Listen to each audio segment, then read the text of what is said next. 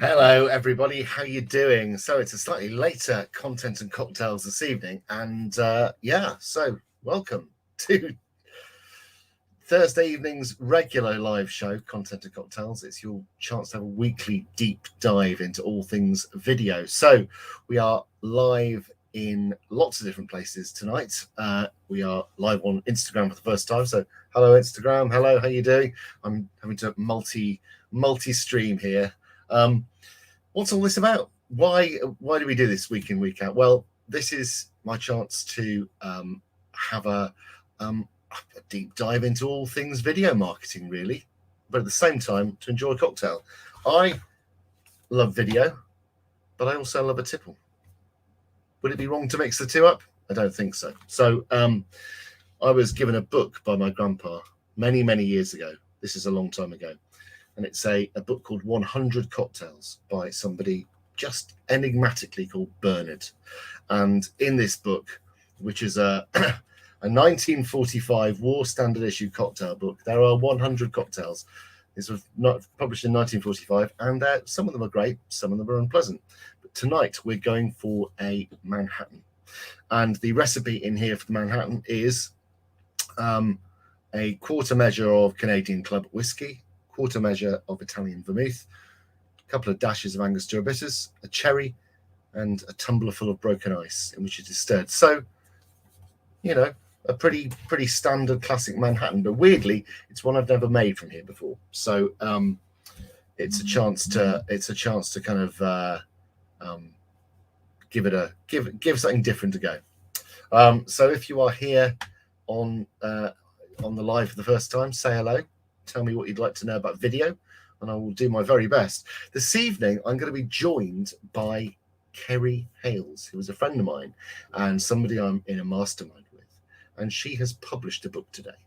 And I wanted to get her on to have a chat about her book, because I know that it's probably going to be something that might be relevant to a good portion of people in the audience.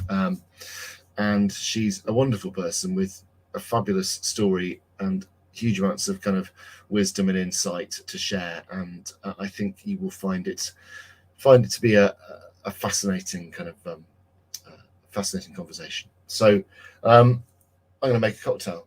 We've got a slightly different time scale going on this evening, so I'm just going to make sure folks know that I am here and I am live, and just check the quality of the feed, because I had a bit of trouble earlier in the week. What I also wanted to talk about was yesterday I started to talk about some of the different types of archetypes of video content creators. So ice goes in the tumbler first, and we're going to put a measure of Canadian Club in there.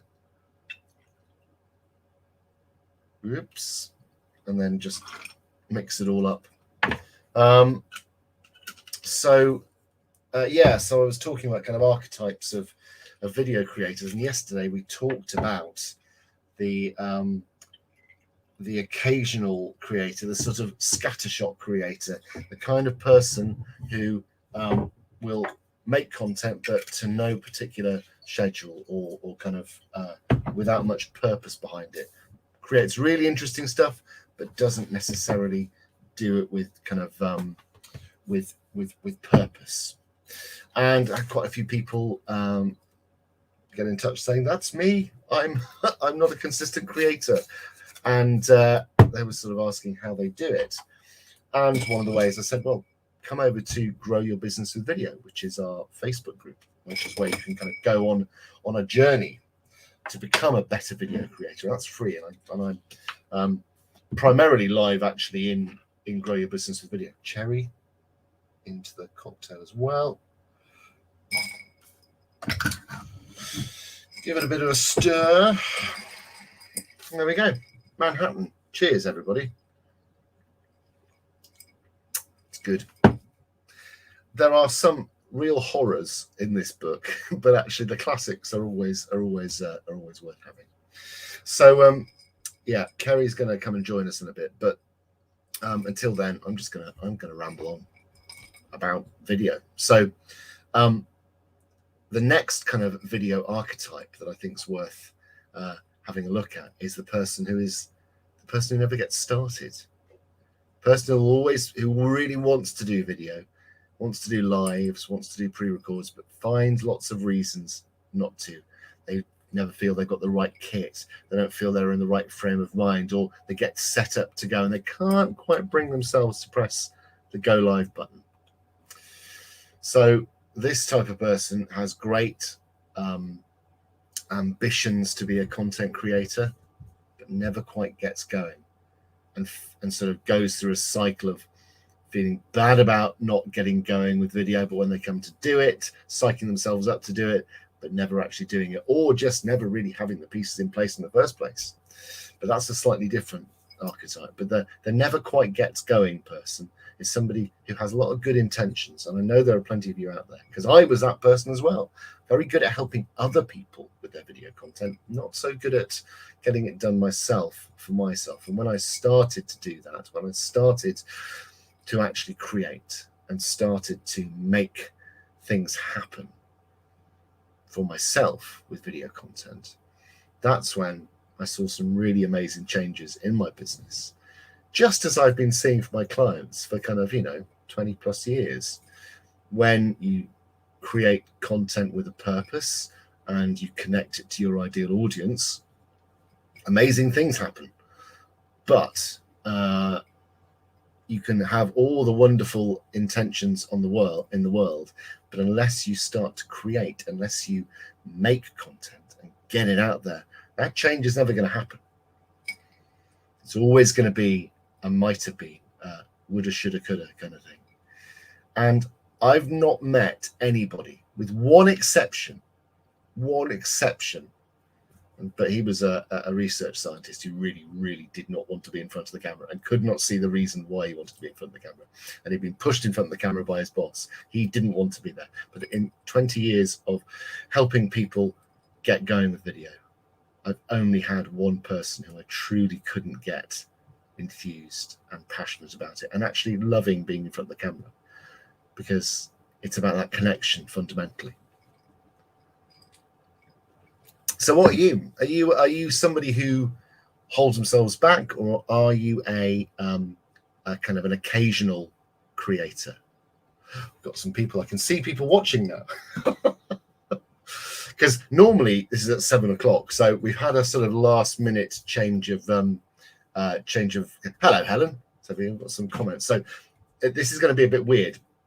If you're watching on Instagram, and I know some of you are, hello Opening Doors Consultancy and Deb Aura Fitness, hello. You're not going to see the comments on the screen on the Facebook Live, but you can imagine them because I'll read them out loud. So Helen Ferguson, who is a most excellent individual and is also a Video Academy member, says, "Hey Tom." Hey Helen, it's great to have you here.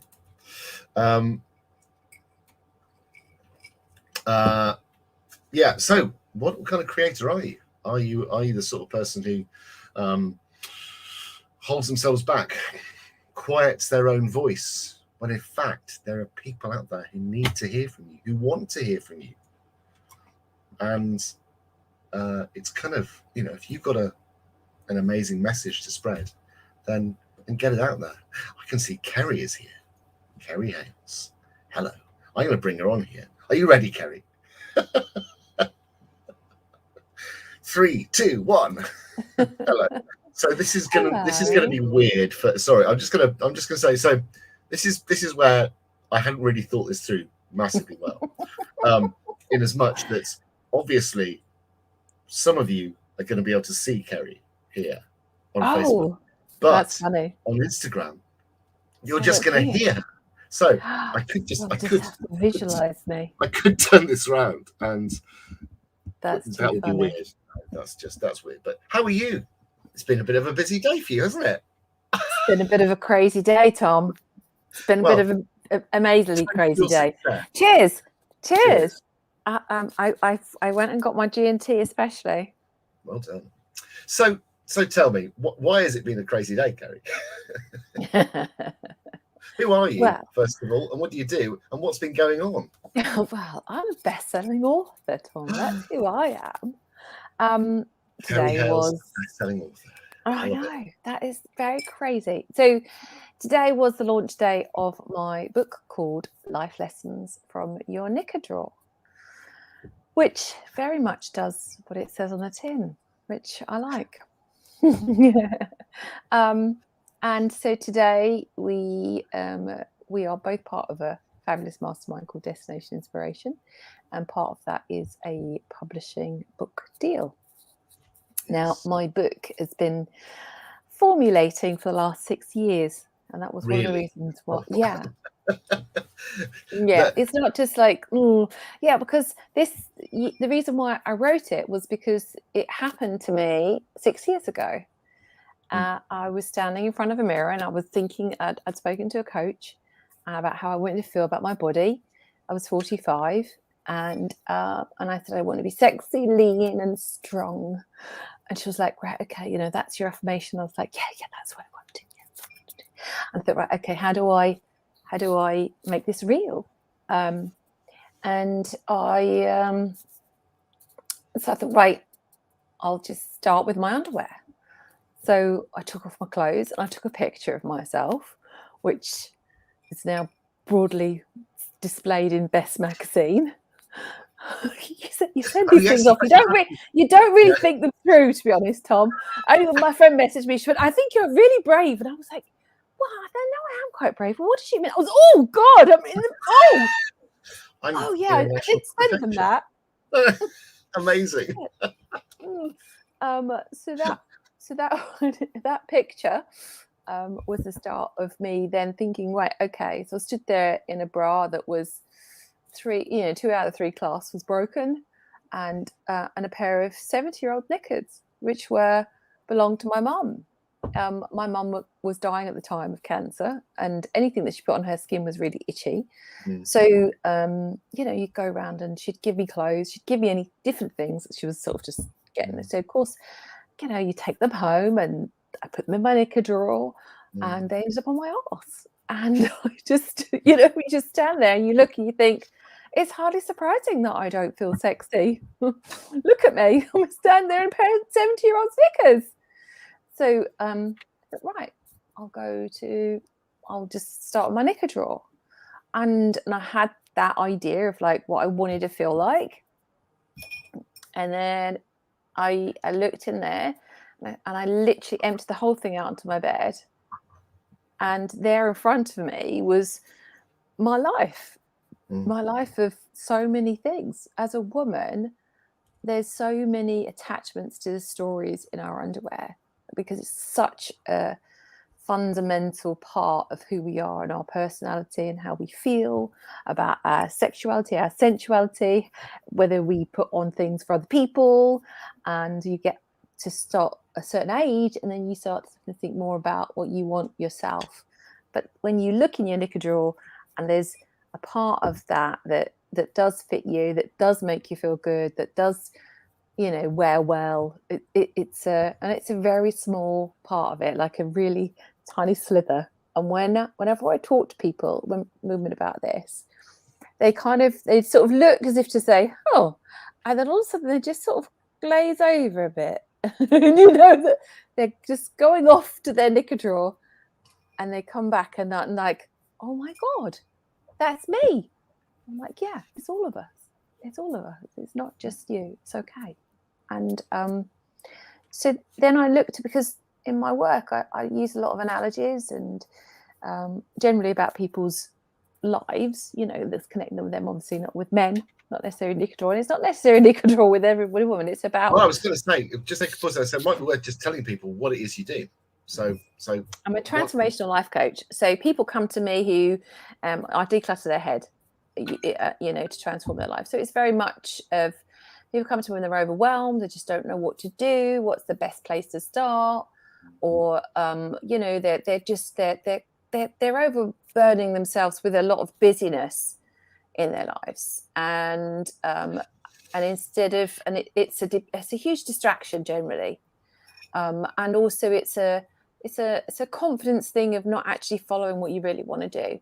So you just get busy doing all the other stuff. So you've got this amazing excuse of, oh, I can't do that because I'm a very busy person. I'm a very busy person. Don't you know I've got this. I'm very important in my own life. Yeah. It's very important that I carry on doing all these things and I don't follow my dream, Kerry. It's really important. It's somewhat close to home. I'm sorry. No, Tom. No, not you. No, it's true. I mean, I think we all do it, don't we? We find ways to be. We find ways to be busy, and I think that is it can be a real curse. And I think having somebody to guide you through the process of becoming less frantic, more purposeful is such a gift. So yeah, I mean, and I love it because I am confrontational. I can do it with, but the wonderful thing about like sort of the Knicker draw is it's done with fun, and it's ruthlessness, but I'm ruthless with your happiness when you can't be. You know, like it's like, well, hold on a minute. When people come to me, I will take on their mantle of who they are. Yeah. And like, well, why are you making me do this when it's just boring and it's just horrible? Like, why are we doing it? And just, you know what I mean? It's like, because it's okay when you're doing it for yourself. But when you've got somebody like who's your partner in crime and they're questioning your every move, going, well, why are we doing that? And, you know, to check in with your vitality. But just to go back to busyness, it is a curse, but it's such a habit that we've all got. And we're just surrounded by like, you can do this, you can do this, you can do this, you can do what? Buy this, buy it in 4 colors, buy it in 10 colors, buy it in this, buy it in black, buy it in grey, buy it in silver. Would you like it tall? Would you like it short? You know, it's just so much. And to keep in touch with actually, you know, to stay in your lane. But whenever you're busy, to me, if your life is really busy, it's always a huge flag. Like I'm on the sideline throwing in the flag going, just stop. Just stop. Yeah. Why? Yeah, stop. We don't need to be doing there. Why are we going there? Don't make me do that. I'm not going. Yeah.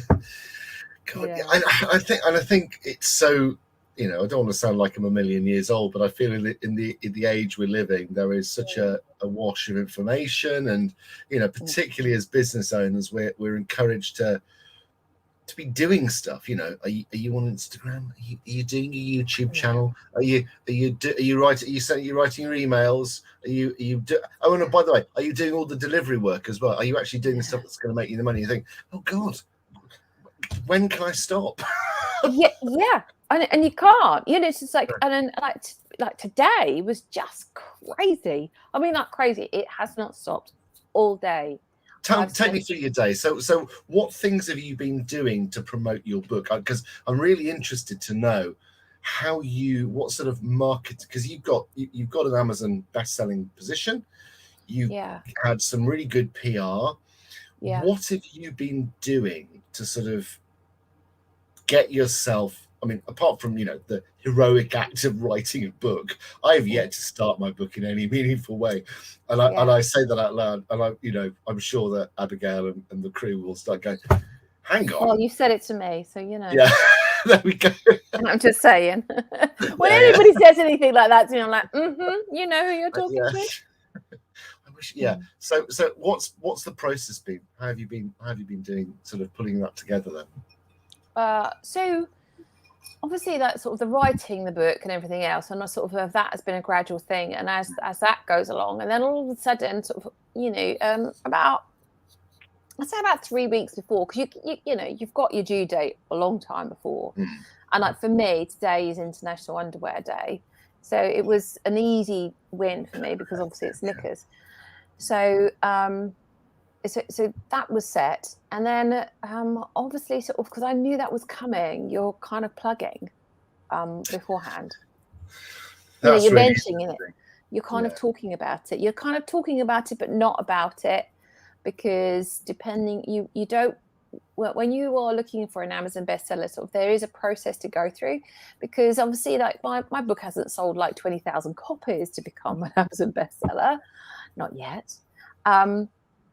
It's about like one boost on one day. So you can't give away the name of the book or the cover of the book, because what happens is, obviously, like, sort of the publishers might get your book on like 2 or 3 days before, and you don't want people searching for it beforehand. No. Because you don't want them buying on that day.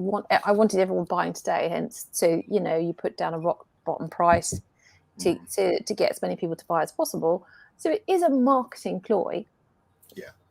But at the end of the day, I will be following up with those people to make sure that they are changing their lives. Do you know what I mean? I'm like, I don't have a huge amount of integrity. I was talking to one of our other masterminders today, sort of like, all of this pre stuff is all well and good. It's all well and good selling all those things, but for me, it's about the transformation. Like, I don't want them to read it, go, oh, that's pretty, but I'll put that in my Kindle, that's fine. I want them to read it and do something about it, and that's why it's a small book. That's why it's got actions in it. That's why it's small, but it's impactful, and I like intense things. So just to go back to your question, is that so there's a prelude to that, and then I set up emails, and I sort of, over the last couple of weeks, to say it's coming, and I used my book. I didn't bring it up here. It's got 6 pictures of knickers on it. Yes. So I used those pictures as posts for Instagram posts, kind of like sort of it's coming. Lovely. It's coming. Yeah. Which was good. That really worked, because people got more interested, and they knew that I was writing a book and everything else. So those things really happened. What happened, and then I did say to my list, it's going to be available at 1 minute past 12, and so that I posted. So I set an email to go out of that. And one of the DIs, she said, that's such a genius thing. I was like, because it started. So of course people started buying it, and people stayed up to buy it, which I'm just like, I was, wow, thank you. Yeah. I didn't, but thank you. So we hit the ground running. So this morning, obviously there's certain things that you can schedule, but certain things you can't schedule. You can't schedule banner changes. Those things you can't schedule. So I schedule quite a few posts in my group and on the page, but like sort of lives, things like that, to go live, and different things that you can do. So that's what I was going to ask you. How far is video, whether live or pre-record, how far has that played a part in your effectively your comms strategy around the book launch? I went live today on my profile. I went live today in my group. I went live today in our mastermind group. But today was just like sort of, I just wanted it to be a reactionary email today. I didn't want it to, like, I wanted it to be it has to be authentic, because that's what I do. But I'm very good on video. Yes, I've been doing it a long time, but that's, like, I'm sat on my floor. I know that this is a good backdrop because I'm in my son's bedroom. I have got a sweatshirt on because I have decided to chill out with myself. But we don't want to do that. Thanks very much. So, I've just shared the link to the book on the live. So if anybody fancies going and buying it, do it, because it's great. Do it. It's only 99p as well. Exactly. Until tomorrow. Yeah. And then you'll have to buy it. You'll have to pay a lot more people. Yeah. But before then, like, lives are quite a big part of my strategy, because you have to play to your strengths. Like, sort of, I mean, like, I've been blessed with good cheekbones, so it's easy. Do you know what I mean? Like, I write as I speak. Huh? I'm all reflective surfaces. This is the problem. And so I keep on, I would get some sort of some powder, but I might blow my marketing budget just on matte powder alone. It'd be crazy. No, you can buy like little. I remember a friend of mine that I used to go to uni with. She used to have these little pouches. They're like little paper pouches, and she used to matte pat with like sort of, they had powder on them, so you could just just a few bits. But also like pink hair helps, you know, those kinds of things. Or visually, what do you do to make your video stand out? But what I love about having a product is it's about the product. It's not about me, and that's just like a breath of fresh air. It's like selling somebody else. So talk about the book, and it may as well be I talk about Jane because she's amazing, or Lisa, or you, or anybody else. Like it's like so easy to sell somebody else. So it's so easy to sell a book, and it's so detached from me. But it took a while to get detached from me. But it's full of your wisdom, and this is what I love about it. You know, you've got so here we go. So, is there one particular part of the book that you look at and go, is there a particular section that you are really proud of when you wrote it? You thought, I'm a bloody genius. There is. I mean, the introduction is amazing because it is really heartbreaking in terms of like I just said to you, standing there, you know, in your mum's knickers and kind of like going, oh, and so that really does transfer to a lot of people, just standing there, just looking and going, shit, you know, look at me. Actually that real like sort of brutally honest space and saying this is not how it's supposed to be. And I'm the only one that's going to change it, rather than just keeping on kind of like muddling through. So that part of actually standing, you know, and I say to people, go and stand in the front of the mirror in your underwear, look at her and really sort of, you know, so that's really a point where you really want someone to do that, really to sort of to just stop your world and really kind of take responsibility, because lots of people blame everything. You know, you blame different, you want to blame the world, you know, I mean, there's 1,000 different reasons to do that. But the sooner you can transfer that power back onto you and do it from the inside out, you win. I can guarantee it. When I can get clients to actually sort of take responsibility instead of blaming, they're on a win. Because you honestly, when you start to sort of go, right, I'm not going to wait for someone to say, can we go here? I'm not going to wait for this or when it to be the right time. I'm going to do it because I want to do it. And that moment is huge. The other moment is of course the funny side of the things, which are funny, but it's such a transferable thing into your real life of actually looking at the different types. Because when you do, because everybody's got them, and you look and you go, hold on a minute, like, you know, like, we're told by the outside world to look in a certain way, you know, and then you've got things that you've spent, you know, like I have pairs of knickers that the knickers themselves were £50, and you know, that was before kids. Do you know what I mean? And my friend bought me them, the knickers, and said, I know you'll want to buy the bra, but I can't afford the bra. Here, I bought you the knickers. And I was like, you know, I was on the King's Road thinking, shit me, I've got to buy a bra for like 150 quid. Thanks. Yeah, I mean, it was an amazing bra set. I mean, honestly, it took all my courage to go, you have to go now out of my life. Like, oh! But it's not who I am anymore. So do you know what I mean? And it's a reminder of that life gone by. And although that's nice, it detracts you from actually loving me in my post, you know, menopausal, you know, state of my life with post 2 children. You know, my boobs don't fit in that bra. Both of them wouldn't fit into, you know, one of them wouldn't fit in 2 of those cups now. It's just not, you know, and you kind of go, well, what's the point of keeping things that don't fit me who I am now?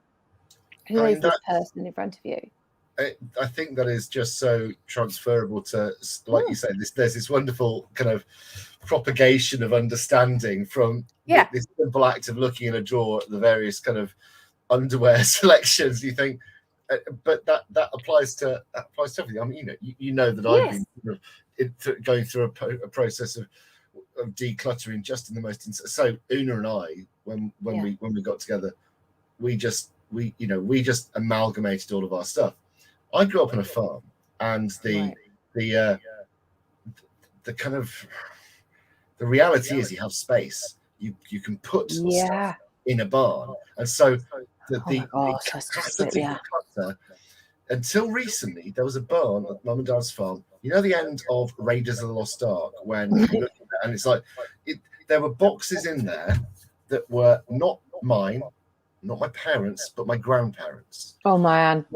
And so I bought some tea chests back here and opened them up, and I'd packed the tea chests in 1989. I pulled out boxed Star Wars toys. I pulled out. So they've got straight to eBay. Yeah.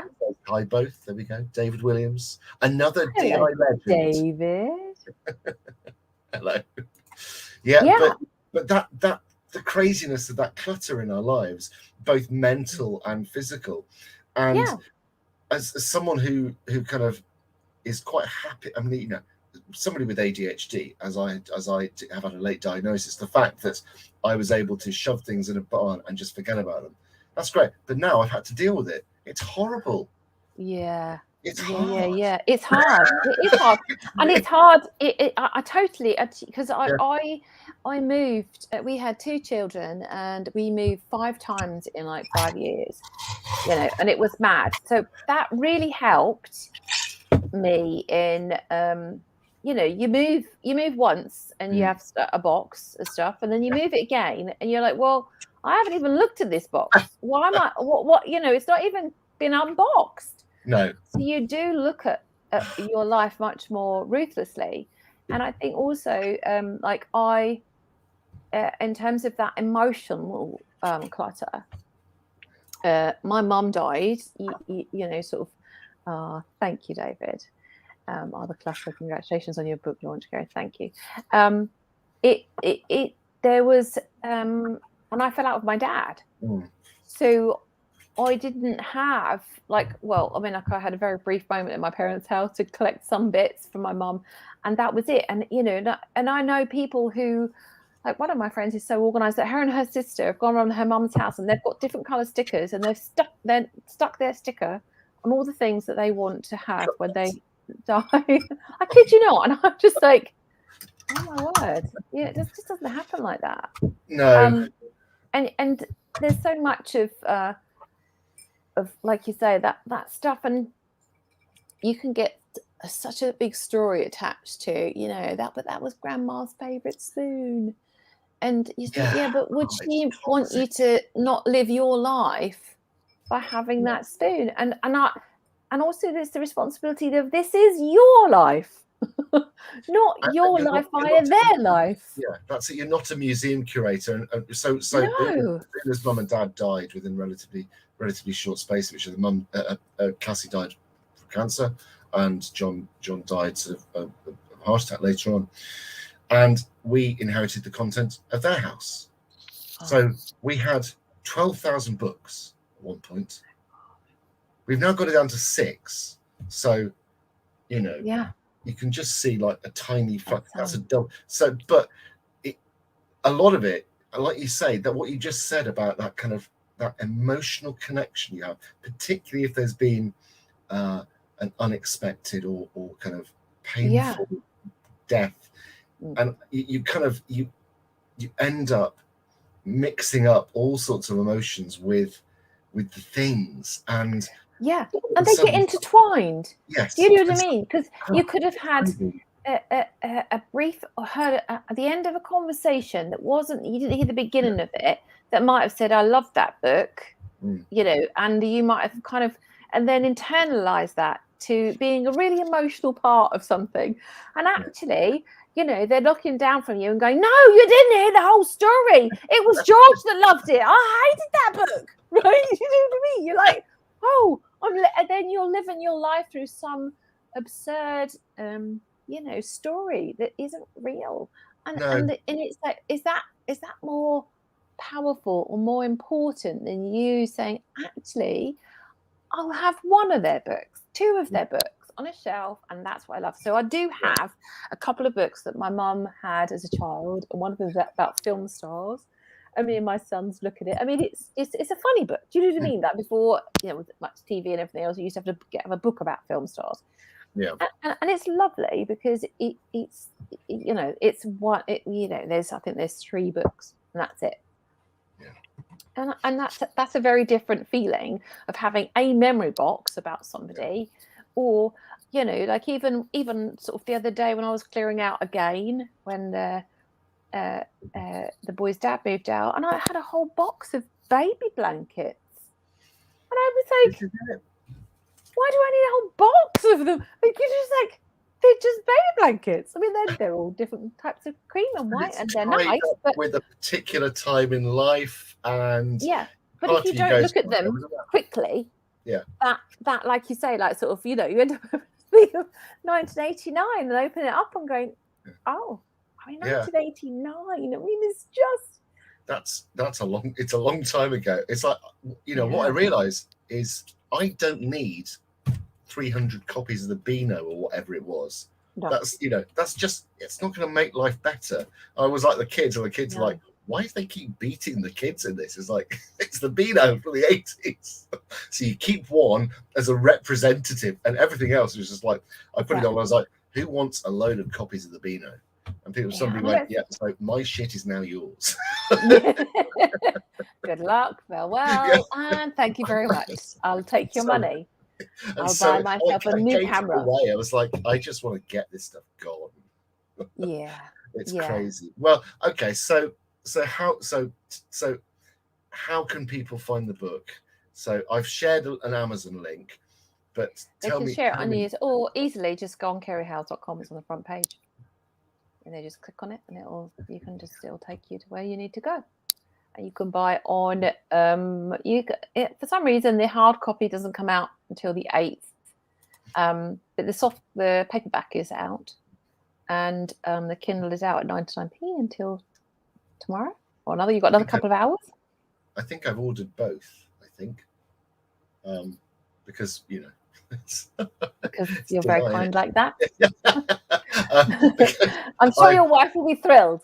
yes, that's it. My knicker drawer is immaculate, and I just like. Yeah, but you could look at. I mean, like, it is about knicker drawer, but you know that it's funny, sort of like so many people say you could life lessons from this and this and this. And yes. Like, yeah, you could, but you could quite easily transpose it into an area that you find emotionally connected to. You know, like you've probably got a lot of gear that you probably think, actually, do I need all of this? Yeah, look at your face.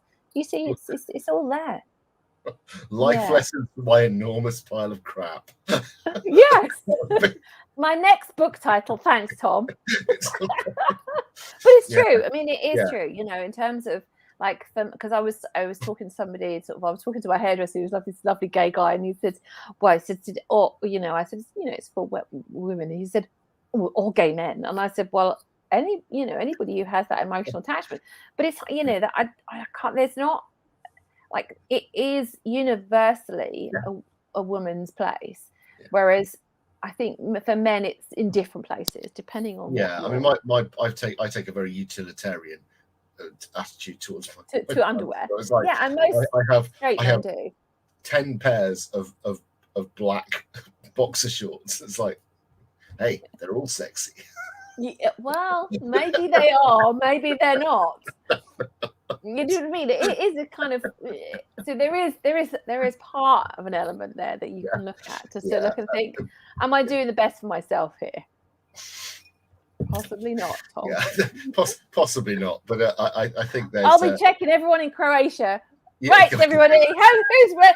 I will be able to tell who's read my book by the underwear you are wearing. I'm not judging you, but I am judging you. But I am, and I will. You see, David's with me. That's it. You with utility, 14 pairs of black socks, 10 pairs of, you know. Yeah, but okay, both you and David. I bet there's something, like I just said to you, you know, you like your equipment, or what would it be for David? What would it be, David? I bet there's something in your life that you know. You've got a lot of stuff. There is so. I am a hoarder of things. I am a collector, and that is the curse of. But it's a label, isn't it? And that's the thing. Like when you say I'm a hoarder, I'm a collector, it's like you've given yourself this label and you hide behind it. It's like, oh, because I'm a collector, that gives me permission to keep shit. Yeah. You do what I mean? It's just like, no, I don't think that, you know, like, well, there are things that you like, and yet it's having the courage to go, right, I'm ready to step into the new camera, and the old camera can go. You know, Well, like, thank you very much. You served your part of my journey. I'm on now to the next. So that label of collectors, and it can be a label of any kind that we sit behind, you know, like, oh, well, I'm anxious, or I'm this, or I'm, you know, I'm a bit like this, or even like ADHD. So say, oh, I have ADHD, and that gives me permission to do this. Well, that's it. And I think for me, it was because it's not something that I've carried around as a label per se for my life. It was like it was more of a relief to be able to point to that and go, okay, that contextualizes my behavior rather than gives me an excuse. So you can look at it and go, yes, how now do I manage my less desirable traits? Yeah. And does wine count? I'm pretty good.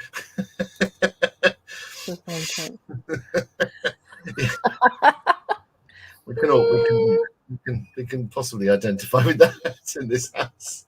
But I think this is it, you know. So like I say, ADHD is kind of that's an interesting one, because it's something that I came to late, but it's been a very useful label to kind of deconstruct within the context of my behavior patterns. And and actually it was a point, everything shifted once I had that label. So sometimes labels it really did help you.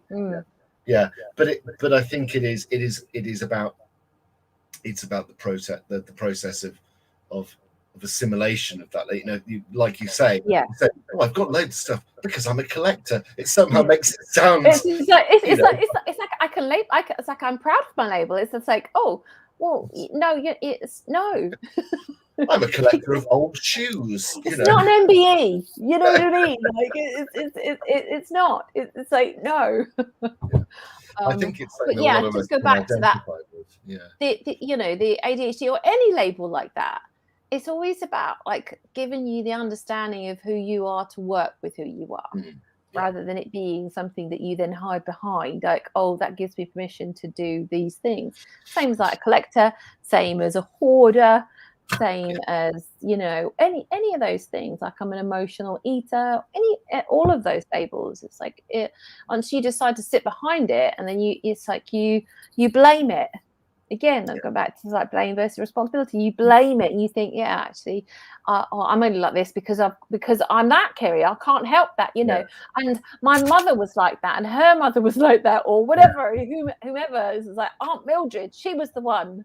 It's like, well, she's not here. These narratives and how you break the narratives down and and extract the good from them and leave it's a process of refinement, isn't it? You know, we're looking to get to the gold in the ore, and it's kind of it's never a straightforward process, but it usually involves heat and pressure, or something like that. Generally in my case is a little bit of pressure of I suppose the job that I do is that people are giving me permission to put that pressure on. And it's done in a way where it's engaged. So, you know, like sort of normally in a normal conversation, there'll be things that people will say. So, well, I don't know. And that's always a kind of, and not that I don't know, it comes in various different forms, but mostly it's like, please shut up. Right, do you know what I mean? Like, if you have a conversation and I said to you, all right, Tom, well, why don't it's like why don't you just break it down and say, oh, I don't know, Kerry, you know, and blah, blah, blah. And it would be really like, just that conversation has ended. We're not going there. I've had enough, right? And in a normal conversation, you take that cue and you do. You kind of think, okay, I need to back off now. He doesn't want to talk about it. But in my conversations I'll push into that. Because the understanding is past that, and they're just learnt ways to not deal with those kind of uncomfortable conversations. And uncomfortable because it's only